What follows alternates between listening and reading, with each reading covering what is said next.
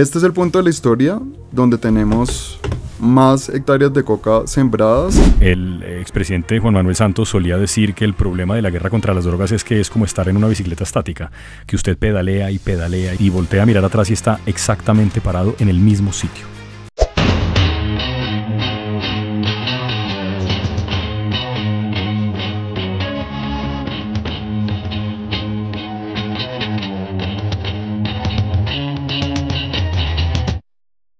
Bienvenidos a este episodio de En las Drogas, un podcast de Elementa. En este episodio vamos a hablar de una pregunta que ha sido reiterada seguramente desde hace muchos años en Colombia particularmente, porque en este podcast nos concentramos en los problemas y en las circunstancias y los contextos que ha tenido la guerra contra las drogas y en general el asunto de las drogas en Colombia. Ha fracasado la guerra contra las drogas en nuestro país. Aquí lo vamos a hablar de manera clara, sencilla, tranquila, sin prejuicios, sin moralismos y siempre con un enfoque que trate de mostrar cuáles son las distintas miradas que hay sobre un problema que sigue siendo un problema muy nuestro, aunque no solamente, y también muy actual. Me acompaña Juan Carlos Garzón, es un experto en la materia, ha escrito mucho sobre este asunto y, para decirlo en lenguaje claro, la tiene clarísima. Hola Juan Carlos, ¿qué tal? Yo, Jorge, ¿cómo va? ¿Cómo va todo? Todo bien. Esa expresión tan mencionada, como decía yo, de la guerra contra las drogas, ¿usted le puede atribuir algún origen? El origen internacional, sabemos, los que hemos estudiado este tema de manera superficial o no tanto, es que tiene que ver con el presidente de los Estados Unidos, con lo que decidió hacer en su momento el presidente Richard Nixon de declarar la guerra contra las drogas con la idea, como decía Rodrigo Primi en una columna hace algunos meses, pues de que como los estupefacientes eran malos para los individuos y para las sociedades, lo que había que hacer era prohibirlos, como si eso fuera a ser la solución mágica a ese problema en particular. ¿Cuál será el origen de esa palabra? ¿Será ese?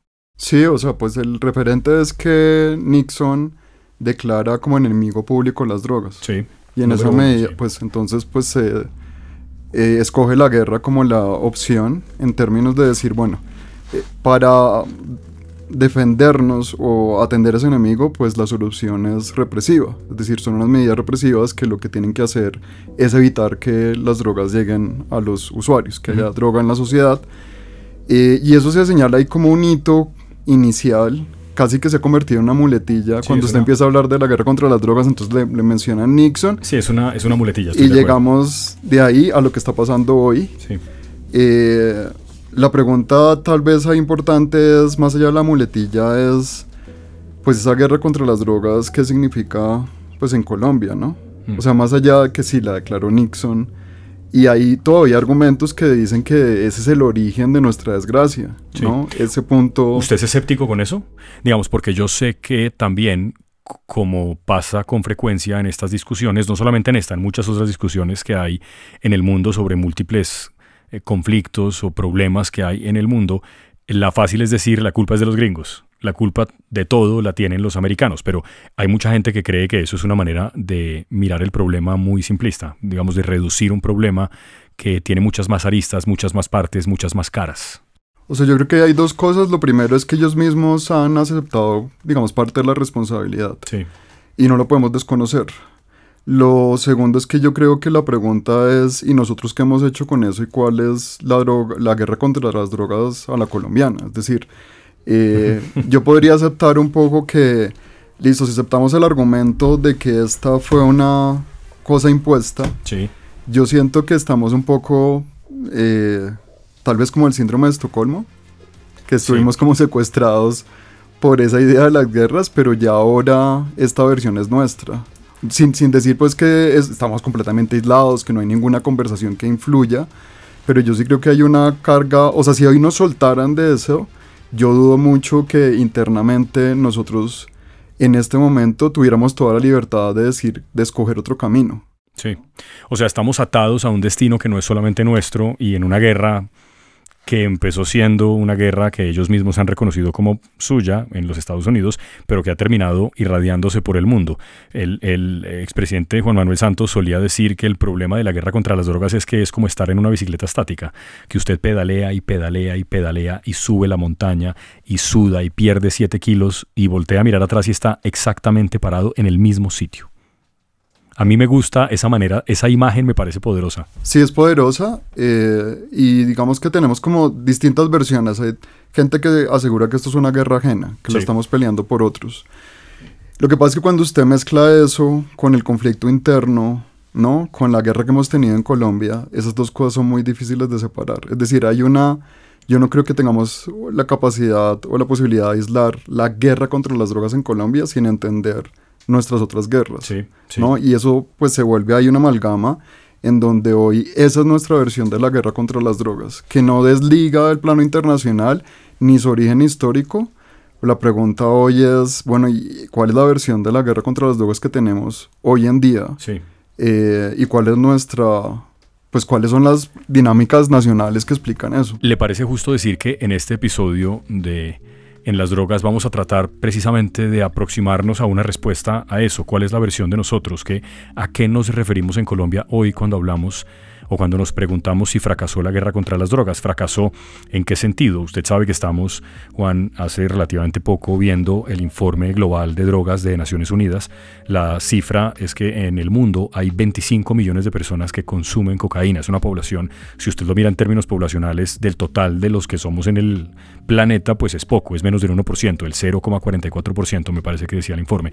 Eso es marginal y obviamente los consumidores, por ejemplo, de cannabis son muchísimos más, son más de 200 millones. Ahí hay un mercado que es bien diferencial. Pero con esa cifra en la cabeza y entendiendo que es un problema, si se quiere, global, ¿usted qué entiende cuando le preguntan, que me imagino que se lo han preguntado muchas veces, oiga, pero sí fracasó, ¿por qué seguimos insistiendo en eso? ¿Fracasar es qué? Claro, yo tengo mi posición sobre el tema, yo voy a decirlo claramente, yo creo que ha fracasado. Y cada vez es como más vergonzante decir, o sea, dar la respuesta contraria. O sea, la discusión también es una bicicleta estática, ¿no? Claro, pero yo creo que íntimamente hay gente que añora esa versión.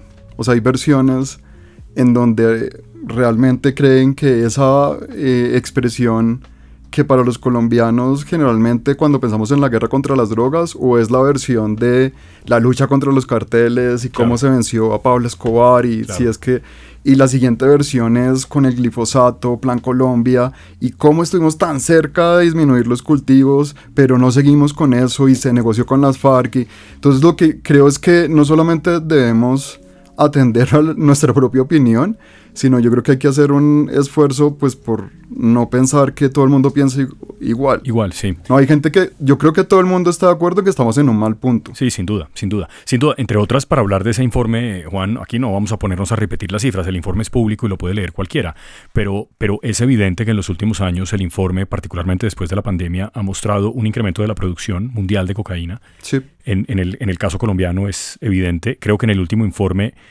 Perú y Bolivia están relativamente estancados, incluso un poco menos, pero Colombia ha crecido en los cultivos de uso ilícito, que es como se le debe decir, y creo que lo otro que es clarísimo es que en el mundo también se incrementan las incautaciones de la droga, pero como la producción es más alta, es un poco el ratón detrás de un queso que nunca para, ¿no? Lo mismo la bicicleta estática, ¿no? Parece que no ha servido de mucho, tampoco lo que estamos haciendo. Lo que usted decía es vergonzante, sabemos que la cifra es así, pero ¿y qué cambia en la realidad?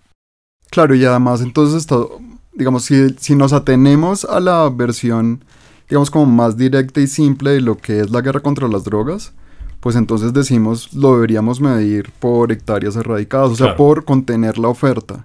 Lo que quiero decir es que hay otras versiones de la guerra contra las drogas, ¿no? Hay una versión que es la versión también de cómo el centro, Bogotá, y digamos como el ejecutivo y el centro de poder se relaciona con la periferia. O sea, usted dice la corbata. Sí, los señores de la corbata que toman decisiones. Que toman decisiones, cómo eso se relaciona con la periferia. O sea, es una manera de relacionarse, pero también, pues, la guerra contra las drogas ha sido muy funcional para la guerra contra insurgente. Sí. ¿No? Entonces, digamos, yo creo que hay una pregunta muy interesante es, ¿cuál es la guerra que perdimos? ¿No?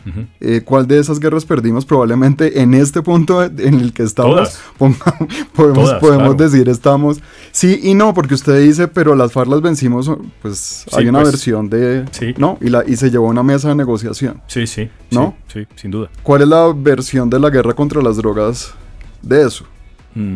Hay... y vamos a tener acá también siempre, vamos a tratar de tener una variedad de voces en este podcast. Lo invito, Juan, a que oigamos a una de esas voces. Daniel Mejía es economista de la Universidad de los Andes, es PhD, él también ha investigado a profundidad este asunto y tiene su versión, como usted dice, tiene su propia mirada sobre esa pregunta, si en Colombia ha fracasado la guerra contra las drogas. Hola, Daniel.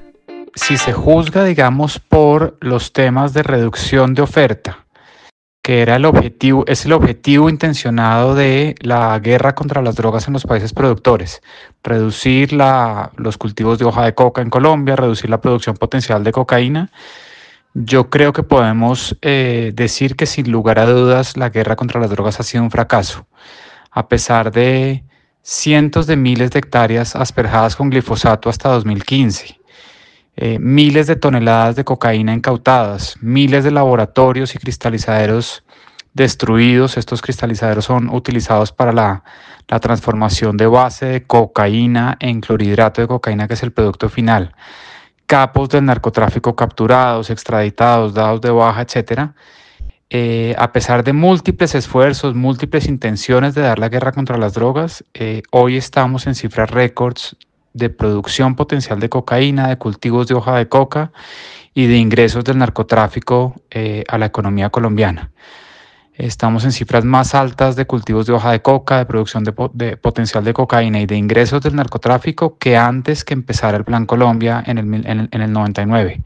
Hoy mis estimaciones, las últimas estimaciones que yo he hecho, sugieren que a la economía colombiana en 2023, que son las últimas cifras disponibles, ingresaron cerca de 15.3 billones de dólares. Esto es equivalente más o menos al 4.2% del PIB, que es una cifra solo comparable a los ingresos por narcotráfico que recibió la economía colombiana en la época de Pablo Escobar y el cartel de Medellín. Varios elementos, Juan, en la pregunta o en la respuesta de Daniel. Por una parte, él pone un elemento que nosotros acá no hemos mencionado todavía, como muchos otros que se nos han escapado, por supuesto. Es imposible abarcar en 35 o 40 minutos una pregunta que tiene pues tantos matices y que en ciertos sentidos tiene más de una respuesta. Y él menciona el asunto de lo que ha irrigado de dinero, de billete a la economía colombiana, el problema del narcotráfico. Y yo le iba a proponer algo, si le parece bien. Yo creo que es importante, si no hacer una línea de tiempo muy específica y exacta, porque este no es un programa para contar la historia de la guerra contra las drogas, pero yo sí creo que es importante hacer un poquito como un mapeo de en qué momento empezamos a hablar de lo del Plan Colombia. Se lo digo porque Daniel dice que hoy estamos peor en términos de cifras puntuales que como estábamos en el 99, cuando empezó el Plan Colombia en el gobierno Pastrana. Yo no sé si usted tiene las cifras en la cabeza, pero me parece que en efecto es así, eso es indiscutible. Hoy el problema es peor y más grave en Colombia y creo que en el mundo también. Claro, entonces digamos que cojamos la historia corta para irnos más atrás, ubiquémonos en 1999-2000, sí. Empieza el Plan Colombia. La primera fase del Plan Colombia termina con una balance no tan positivo en términos de la reducción. Ya viene una fase posterior, segundo gobierno de Uribe. Bueno, claro que ahí había, lo que usted decía ahora, había, además del asunto de las drogas, la guerra contra insurgente que se termina mezclando una cosa con la otra. Eso solo, digamos, claro, porque acordémonos que el Plan Colombia es justamente la mezcla de... O sea, el Plan Colombia entra con una narrativa más antinarcóticos. Sí.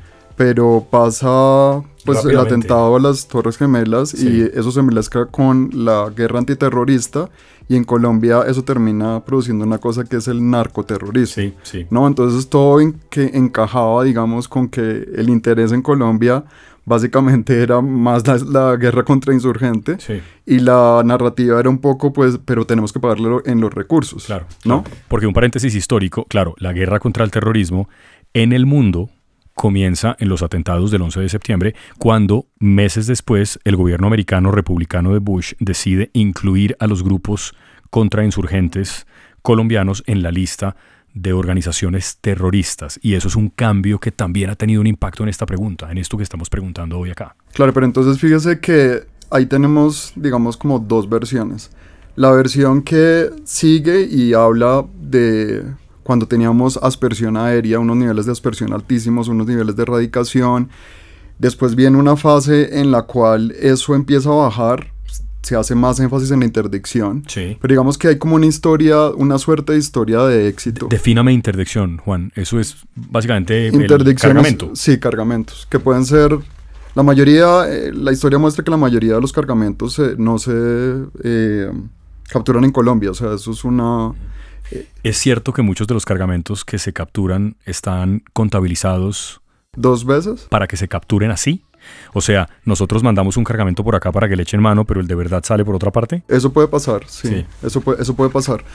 Entonces tenemos, digamos, es que me parece importante irnos como a relacionar esta línea con las versiones, porque esto llega a un punto en el cual la historia de éxito se describe cuando llegamos casi, o sea, estamos debajo de las 50.000 hectáreas de coca, Sí. ¿no?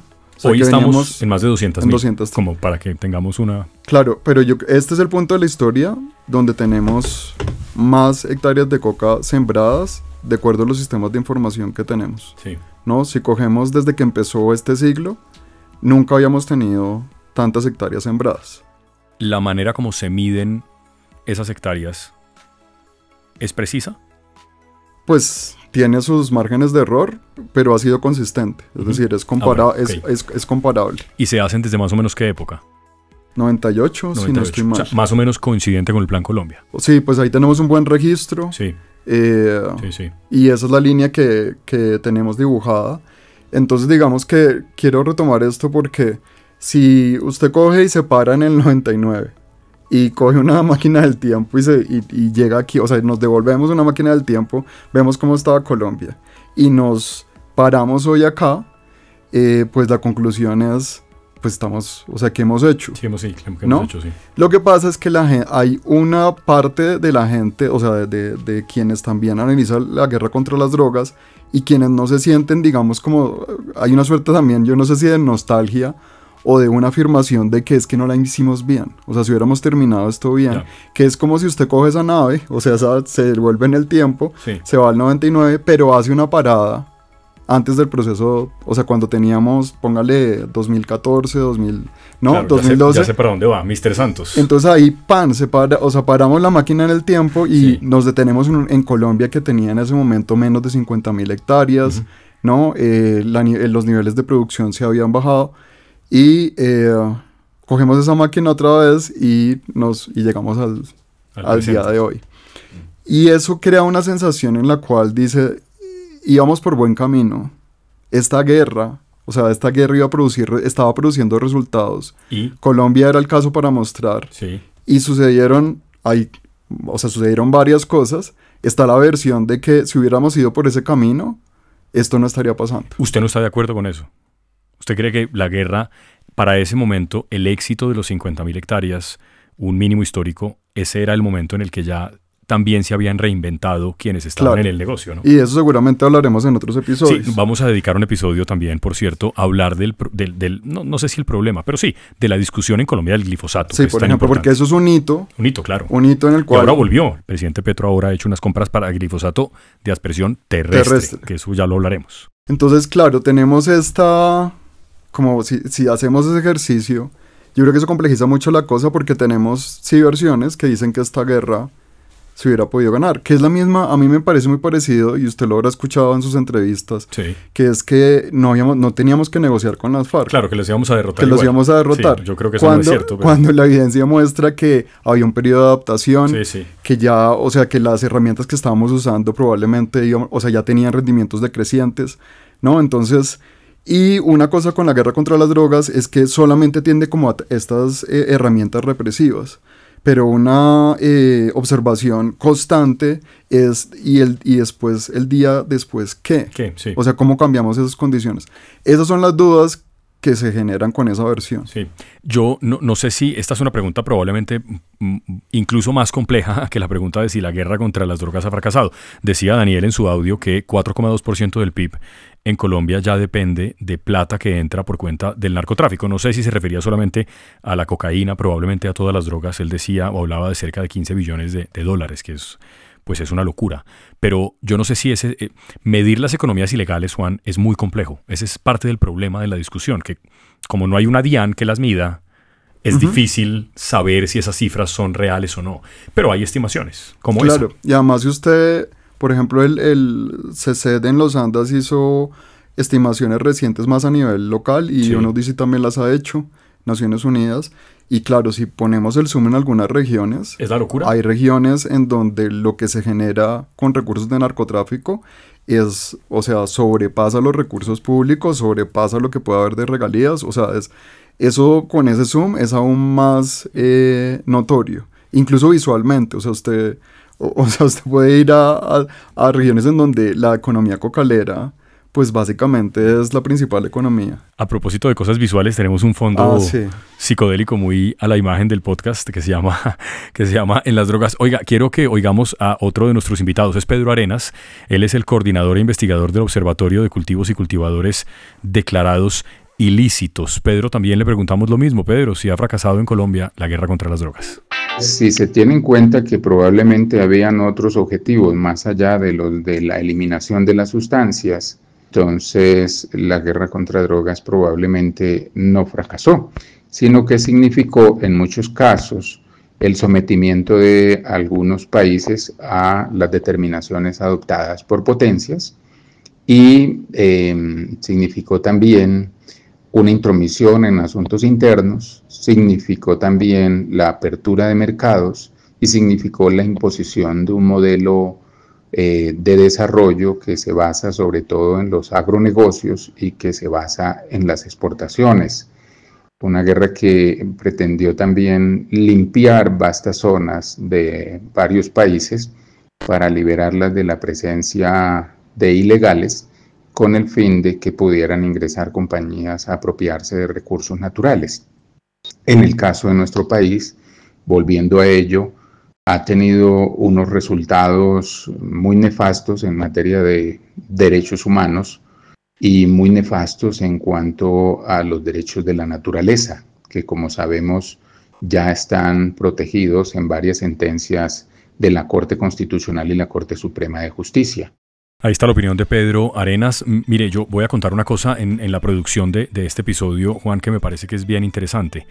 Y es que no ha sido fácil para la producción encontrar a personas que hayan estudiado el tema, que defiendan con firmeza la posición de que aquí todo está muy bien, de que aquí no hay que hacerse la pregunta Estuvo difícil. de que la guerra en realidad pues no ha fracasado y que lo que hay que seguir es intentando lo mismo. Creo que incluso las personas más escépticas a la pregunta de si ha fracasado tienen que reconocer que estamos en un punto pues crítico de la discusión y es un punto en el que algo tendría que pasar. Y Pedro pues menciona otros elementos distintos más enfocados hacia los derechos humanos, derechos ambientales, a los que mencionaba Daniel, que tiene una mirada, digamos, un poco más cuantitativa de este problema. Pero también muy interesante lo que él dice, y creo que usted lo decía al principio, aquí estamos también en Colombia jugando un juego que es un juego, pues, que se nos ha sido impuesto un poco, pero a partir de cierto punto ya también tenemos nuestro propio juego acá, ¿no? Aquí hay aquí hay institucionalidad montada alrededor de esto, de la guerra contra las drogas. Sí, fíjese que pues depende usted cuál es el criterio que usa para valorar la guerra contra las drogas. Una cosa que pasó recientemente, o sea, si pusiéramos las noticias de 2016, sí, estábamos con esta discusión en Naciones Unidas. En la firma del acuerdo de paz. Y sí, además, una de las discusiones que había es si el régimen internacional de drogas, que es, digamos, lo que regula las drogas internacionalmente, sí, se evaluaba a sí mismo cuál era el balance, ¿no? O sea, si tomamos la medida de la guerra contra las drogas en términos de reducir la oferta y reducir la demanda. De reducir la demanda se habla menos que de reducir la oferta, ¿no? Ah, bueno, mucho menos. Pero digamos, lo primero que podemos aceptar es que la guerra ha fracasado en sus propios términos. Ok. ¿No? Esa es la primera. Ajá. Pero lo segundo es que los estados no solamente tienen obligaciones con drogas, sino que los estados, por ejemplo, tienen obligaciones en derechos humanos. Sí, sí. Entonces, digamos, hagamos el ejercicio y cojamos la guerra contra las drogas y pasémosla por el filtro de derechos humanos. No, es un desastre. Y ahí, recientemente, el alto comisionado para los derechos humanos de Naciones Unidas dijo la guerra ha sido un absoluto fracaso. Sí, sí. Pero después llame a la persona de OMS. De las migraciones. La Organización Mundial de Salud. Sí, perdón, sí. Y lo que le van a decir es que esto lo que nos ha producido es que mucha gente no tenga acceso a medicamentos. ¿no? Porque el régimen internacional de drogas no solamente regula, o sea, regula todas las drogas. Sí. Y esto ha hecho que hay muchas personas que no tienen acceso a medicamentos. O por ejemplo, usuarios de drogas que tienen muchos problemas para acceder al sistema de salud. Entonces, si usted coge las distintas, o sea, no solamente en sus propios términos tenemos un balance negativo, y Pedro lo dice, pues lo dice muy bien, claro. Sí, lo dice muy claro, Sí. es si lo pasamos con las otras obligaciones del Estado. O sea, yo no creo que quepa la posibilidad, Jorge, que nosotros digamos tenemos una guerra súper exitosa, pero pues es que los derechos humanos no nos fue tan bien, Sí. ¿no? Sí, y yo quiero recordar un episodio histórico que seguramente vamos a mencionar cuando hablemos del glifosato, y es que parte de lo que termina cambiando la manera como en Colombia judicialmente, desde el punto de vista jurídico y desde el punto de vista filosófico, ético, se entiende el asunto del glifosato, es que un día lo tiramos en la frontera que no era nuestra, nos demandaron, perdimos esa demanda incluso en tribunales colombianos, y eso tuvo unas repercusiones de todo tipo, diplomáticas. Luego se empezaron a conocer los daños de estudios también de la Universidad de los Andes, de las implicaciones que tenía el glifosato en los animales, en los fetos, en las madres gestantes. Es decir, había todo un tema que no era solamente, que no se puede medir solamente en la cantidad de hectáreas que se han erradicado bueno, sí. o no. Bueno, ya se le vamos a dedicar, yo creo que todo un episodio porque Sí, es un tema muy interesante. Pero yo no quiero dejar pasar a lo que dijo Pedro, y es que sabe que la gente incluso que es más crítica de la guerra contra las drogas, es decir, como el parche más reformista. Me gusta esa expresión de parche, sí. El parche más reformista. Sí.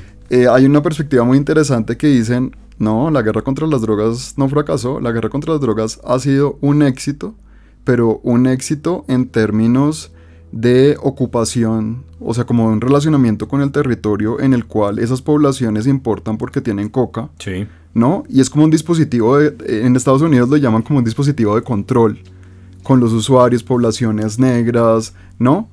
Poblaciones marginales.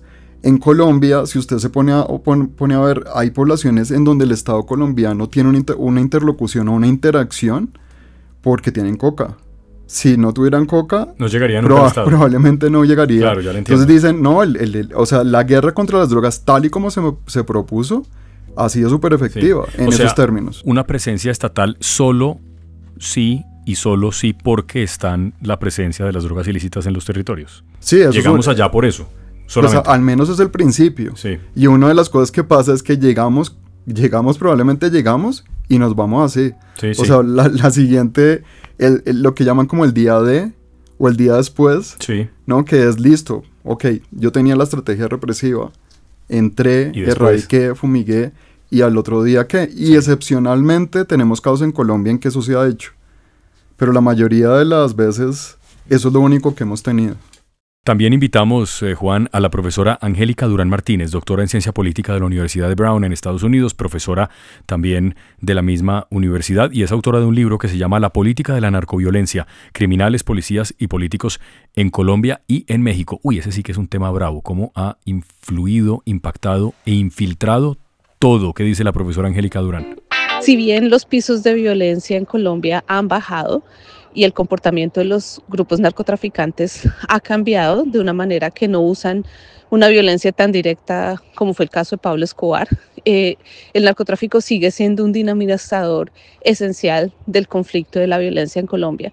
Hoy día tenemos muchos más grupos y el narcotráfico sigue siendo un eje esencial, tanto directo como indirecto, de las múltiples formas de violencia que existen en Colombia.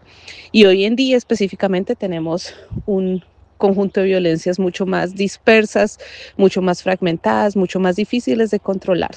El recambio de los grupos siempre es muy alto y eso no ha cambiado. Además, el narcotráfico, si bien no es la economía ilícita más importante, es un dinamizador y hoy tenemos conjuntos de economías ilegales muy complejos que dinamizan y complican la violencia. Y la última razón por la que uno podría decir, entre otras, que hemos fracasado, es porque los mercados internos también han crecido mucho, el uso de drogas ha crecido y si bien podemos tener éxitos específicos, por ejemplo, la reducción del cultivo de amapola o incluso la legalización de los usos medicinales de la marihuana, o el hecho de que existen capacidades muy grandes de persecución y de investigación en Colombia. En el largo plazo, digamos, y en el conjunto, el volumen del problema sigue siendo muy grande. Uy, unas perspectivas distintas las que trae Angélica. No sé si Juan quiere mencionar alguno. A mí me llama la atención algo que dice al final de la respuesta, y es que sí, Colombia también se ha vuelto, yo no sé si eso es una cosa realmente tan nueva, pero el mercado también es un mercado local. Colombia se ha vuelto un país consumidor, que no lo era tanto, creo que en otra época. O no sé si yo vivía en un mundo que era de fantasía, pero creo que eso sí es un fenómeno más reciente. Pues ahí lo que pasa es que tenemos cifras desactualizadas. Sí. Hay dudas sobre, o sea, sí tenemos cifras, pero aún en las cifras, o sea, la dimensión de esto no es comparable a la presión que ejerce el mercado internacional, obviamente. Sí. Y en realidad lo que necesitaríamos para abastecer un mercado local es una mínima parte, claro, muy de lo que se produce. O sea, yo creo que sí hay una preocupación válida, dependiendo de las sustancias. Por ejemplo, ahí entraríamos en otro tema, porque la sustancia que más se usa es el cannabis. Sí, ¿no? En el mundo, además. Sí. Y ahí, pues, pero digamos, yo quiero volvernos como al tema o sea, voy a parquear el tema del mercado interno, y creo que eso también hay que explicarlo bien, y me parece que hay una discusión importante sobre la violencia, ¿no? En términos de si pasamos la guerra contra las drogas por el filtro de la violencia, ¿qué resultado tendríamos? Y ahí a mí me llama la atención, y es que, fíjese que ayer estaba pasándome por el televisor y me tuve un momento ahí a un candidato presidencial hablando en un noticiero. De los muchos candidatos presidenciales que tenemos ahora. En estos días una encuesta decía que hay 75. Bueno, uno de los 75, yo no va a revelar el nombre, pero le preguntaron, ¿y cuál es su propuesta de seguridad? Y esta persona dice, un bloque de búsqueda. No, pues nos volvemos al 90. Y entonces es como, para mí fue como... Sí, al 89, sí. Pero yo creo que también es que hay un tema que es, tenemos esta imagen de que nosotros derrotamos a los cárteles. Sí. Se crearon unas capacidades, derrotamos a las FARC, ¿no? Como que esa es como una narrativa en favor de lo que produjo la guerra contra las drogas, ¿no? Es que estaba pensando que, además de eso, no es que no sea cierto que ha mutado la forma de la violencia. Es cierto que no podemos señalar hoy, probablemente con un nombre propio tan específico, que hay un nuevo Pablo Escobar que pone bombas en el centro de Bogotá, o que vuela aviones, o que secuestra a candidatos presidenciales. Claro que hace poco le dispararon a uno, ¿no es verdad? Pero si usted pregunta, entonces claro, en la comodidad de Bogotá y de las grandes ciudades, posiblemente hay un cambio. Pero si usted le pregunta a la gente del Cauca, o de Arauca, o del Catatumbo, en norte de Santander, yo no estoy seguro que el cambio sea tan grande. Bueno, depende, territorialmente hay muchas variaciones. Yo sí creo que, o sea, en términos nacionales sí tenemos, o sea, lo que tenemos hoy no es por nada comparable en cifras de lo que teníamos antes de, o sea en cifras de homicidios, por ejemplo. En cifras de homicidio, por ejemplo. Hay una caída, sí. ¿No? Ahora, lo que yo no creo que la guerra contra las drogas, tendríamos que tener una conversación si la guerra contra las drogas, cuál es el efecto que ha tenido eso en términos de la violencia. Pero yo creo que sí tenemos algo muy importante que ha mantenido la narrativa de la necesidad de esta guerra, y es que la violencia que tenemos y la situación que tenemos se explica por mucho porque tenemos coca. Sí. Y cultivos de coca y producción, y estamos llenos de coca. Sí. Y como establecimos más, sí, o sea, claro. Y entonces, si asumimos que eso es así, pues tendríamos que considerar las respuestas. Y una respuesta que sigue estando muy a la mano, casi que una respuesta inevitable, pues porque no tenemos, digamos, lista ni las condiciones políticas para hablar de regulación o de otras opciones, casi que se vuelve inevitable decir, ¿qué más vamos a hacer? ¿No? Sí. O sea, vamos a dejar que la coca siga creciendo, y entonces aparece sobre la mesa otra vez la inevitabilidad de meternos de seguir con una guerra. Sí. Porque esa es la respuesta, y tal vez es la fórmula que nos podría llevar a dar una respuesta, o sea, como la fórmula a la violencia que vivimos. Cuando la cosa que yo creo que Angélica ahí lo señala muy bien, la cosa es mucho más compleja. Estamos ahora viviendo un gobierno progresista. ¿Usted cree que han cambiado cosas? En la narrativa yo creo que sí. En los hechos este gobierno ha erradicado mucho menos. No, o sea, ha habido una como aceleración de procesos. Efectivamente, o sea, terminamos mal con Duque en términos de dónde estábamos en cultivos. Sí. Esto ha seguido subiendo, ¿no? Entonces, sí hay cosas que han cambiado, pero en el fondo seguimos como patinando con las mismas herramientas, ¿no? Sí. O sea, no hay una conversación paralela o una conversación que nos plantee un rumbo distinto, porque básicamente dicen eso no está en nuestras manos. Y hay otra opinión que tenemos a esta hora en Las Drogas, es la opinión de la profesora Estefanía Ciro, doctora del programa de posgrado de Ciencias Políticas y Sociales de la UNAM en México, economista, tiene una maestría en Historia de la Universidad de los Andes, y ella tiene una perspectiva un poco distinta. Ella se refiere, en la respuesta que nos ha dado, a quienes sí ha sido un fracaso esta guerra contra las drogas y para quienes definitivamente no. Un poco lo que decía Juan, aquí hay múltiples perspectivas. ¿Qué dice la doctora Ciro? La prohibición de los mercados de cocaína y cannabis pues fracasaron rotundamente en el mundo y en Colombia. Lo que se ha visto es que estos mercados siguen creciendo de forma estable, a la vez las violencias que los rodean, también las exposiciones a la salud como la sobredosis, la expansión de enfermedades, y la política de drogas también se ha mostrado que ha tenido un enorme impacto en el ambiente. Para quienes no ha sido un fracaso, pues es para los mercados de armas, para los aparatos estatales, militares y policíacos y para los traficantes y las redes. En Colombia en particular estamos viviendo un momento muy complejo, que es un récord de producción de cocaína que no sabemos si está jalonado por el récord de incautaciones que se viene dando desde el 2014.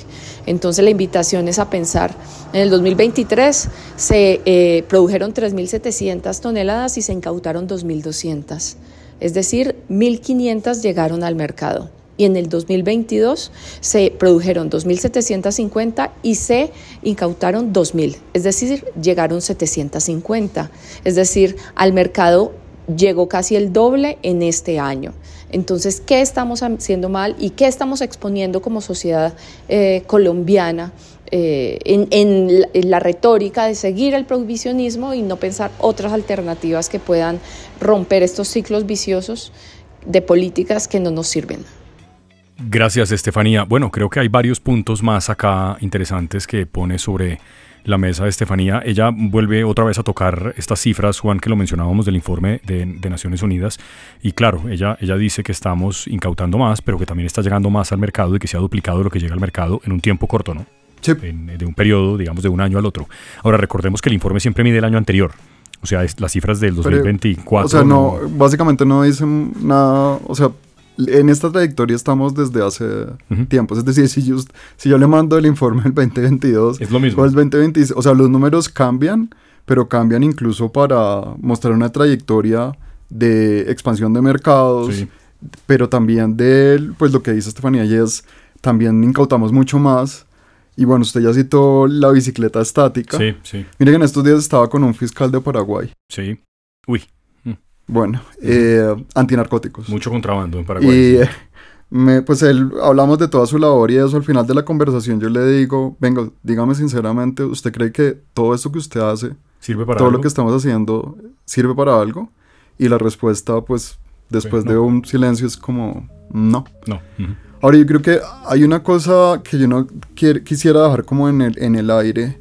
Y es que o sea, el fracaso y la crítica de la guerra contra las drogas no significa que no tengamos que pensar en cómo reducir la violencia, ni que las fuerzas militares, en algunos casos, o las fuerzas policiales tengan que quedarse con las manos cruzadas. Sí, sí. No, o sea, no, ellos tienen que hacer su trabajo, claro. No es como fracasamos, entonces usted vaya... Haga lo que quiera. Haga sí. lo que quiera. No, sí, o sea, tiene que... el fracaso, o sea, la crítica al fracaso tiene que ver con una respuesta que es desbalanceada, que es desproporcional, que además es costosa. Sí. Y que es inefectiva. O sea, es increíble como año a año hablamos de estos temas y es una política que dice, bueno, fracasó, pero no tenemos otra opción. Usted me proponía que siguiéramos o que termináramos esta conversación dejando un poco la expectativa para un próximo episodio, pero sobre todo en dónde estamos parados ahí, en esa repetición de lo mismo. Entonces. Claro, pero entonces yo a veces siento como en un punto muerto, Sí. porque si nos paramos de este lado de los que sostienen que hay que volver a asperjar, hay que volver a erradicar, o sea que... Eso va a ser tema de las elecciones. Que esa fórmula lo que pasa es que no estuvo bien aplicada, que Sí. estuvo descompensada. Sí. Si nos O paramos que Santos ahí, la detuvo porque las FARC le dieron la orden, o sea, de todo claro, eso hablaremos. todo eso hablaremos. Sí. Si nos paramos ahí, vamos a encontrar un montón de problemas y sobre todo la pregunta es si ante lo que estamos viviendo, esa en realidad es la mejor manera de responder. Pero tenemos el otro punto que es, bueno, y entonces ¿por qué no intentamos algo distinto? Sí. Y entonces abrimos la discusión de la regulación, pero cuando la abrimos nos quedamos discutiendo, ¿no? Entonces habrá que ver en la próxima elección presidencial dónde nos paramos Sí. y si al final del día podremos encontrar un punto en el medio, Sí. ¿no? En donde pues probablemente esta guerra no va a terminar de un día para otro. Sí, eso también es claro y es posible que no termine nunca, Juan, porque acabar este problema de raíz, que es uno de los mantras iniciales de la guerra contra las drogas, de cortar de raíz este problema, eso ya creo que está demostrado que no se puede, que es imposible por múltiples motivos, humanos, muchos de ellos además. Claro, pero tal vez la respuesta entonces no sea una guerra. No, exactamente, no, claro. En eso Seguramente estamos de la acuerdo. respuesta no es será una guerra. no sí. será una guerra. Este es el episodio de En las drogas. Ha fracasado la guerra contra las drogas. Lo pueden volver a oír en la plataforma de podcast que prefieran. Gracias a ustedes por estar acá. No olviden seguirnos en las redes sociales de Elementa. En Instagram estamos como @elementa_DDHH y en X como @elementa_DDHH. Recuerden también que pueden escucharnos en Spotify y en Apple Podcast y ver este episodio en nuestro canal de YouTube Elementa DDHH. Chao.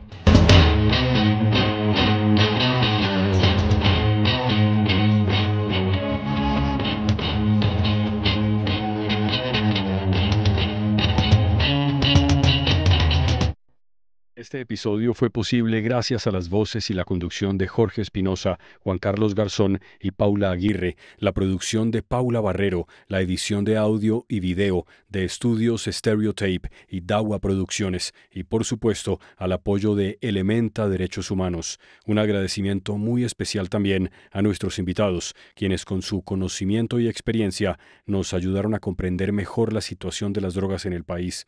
Sin su voz y sus aportes no sería posible informar y contar estas realidades. Gracias también a ustedes, nuestros oyentes, por acompañarnos en este episodio. Nos escuchamos en el próximo.